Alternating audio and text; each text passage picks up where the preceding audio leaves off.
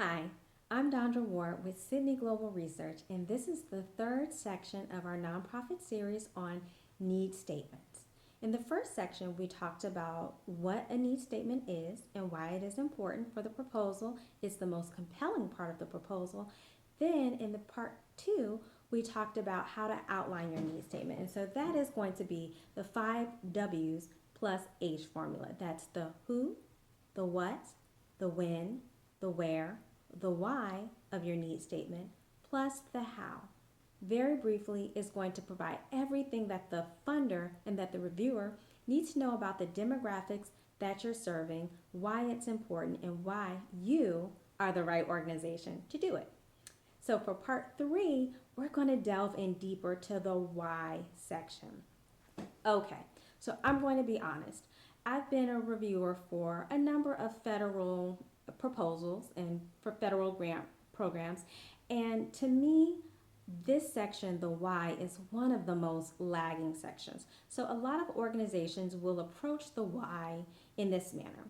Well, we are the best organization to do that because we are caring and the people that we serve are really needy and they need our help very badly. Okay, so that is great, but when funders are looking at what organizations to get money to, they want to know the cold, hard facts.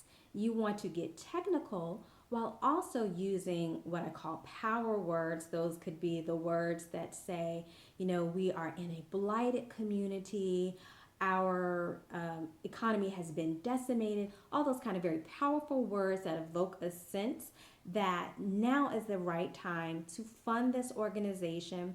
And then when you want to talk about the people, you're going to want to say things like, their low income, their hard work, all of the things that are really going to describe the economic and the public health environment that these people live in. And I say, if you get those things into this need statement, you will have such a better chance of being funded because it's very clear that you are serious about the work that you're doing. You know the people who you're serving and you know why they need to be helped.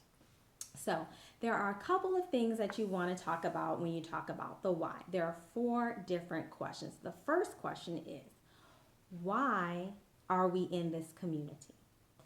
So that's going to be information coming straight from the census. You're going to want to talk about um, if you're a healthcare organization, you're going to want to say 55 people in our town of 100 have diabetes. 25% of the people in our community don't have jobs.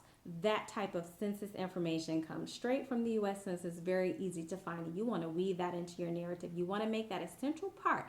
And you also want to make sure that what you focus on comes from the guidelines. So you're going to read the program guidelines for the grant, pick out the things that they think are important. Is it important for them to help people that are homeless? Is it important for them to help high school dropouts? You want to make sure that if you're applying for those programs, you go to the census and you pull out the information that's relative to your program and put it in there. That way they can make a one-to-one connection. Okay, they help 55% of their population is homeless and we want to help homeless people. Okay, so right there we have a marrying of intentions. Our intentions is to help homeless people and they help homeless people and they need money. So that's going to be one of the questions. The next question is going to be, why now? So what has happened recently that makes this a problem that they should fund? Is there a political environment? Is there some economic environment? Was there once money in the community to help out and now program funds have been taken away by the government? Or could it even be that the government or the school system or whoever you're working with, whoever your partners are infusing money into this and now's the time for you to ramp up. So you want to focus on the why now. I see a lot of organizations miss that.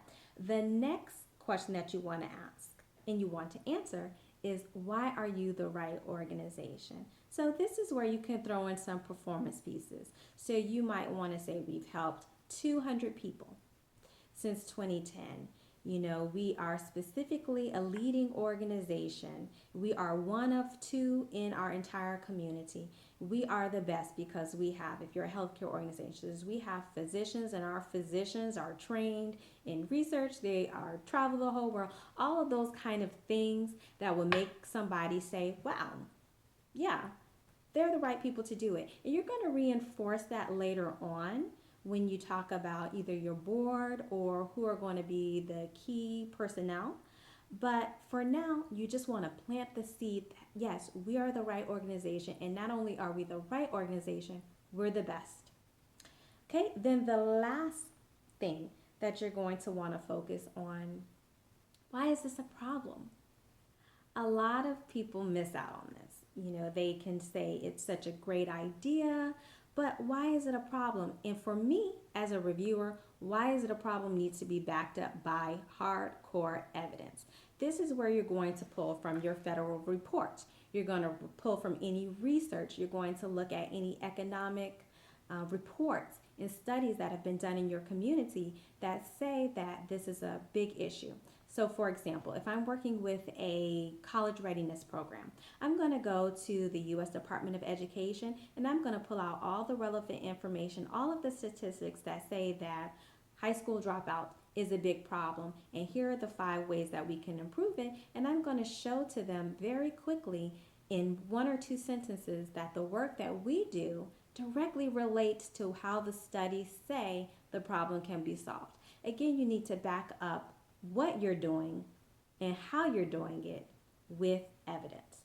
So those are the why questions, and if you have those included into your needs statements, again, just 1 sentence or 2 sentences dedicated to each, depending on how long your program narrative for needs statement can be, you are going to put yourself ahead of the competition because a lot of people miss out on that. So again, those questions are, why is it important? Why now? Why are you the right organization? And what is the problem, or why is this a problem? So in the next section, we're going to talk about the next thing that you need to make sure you have in your needs statement, which is the where. So see you on the other side.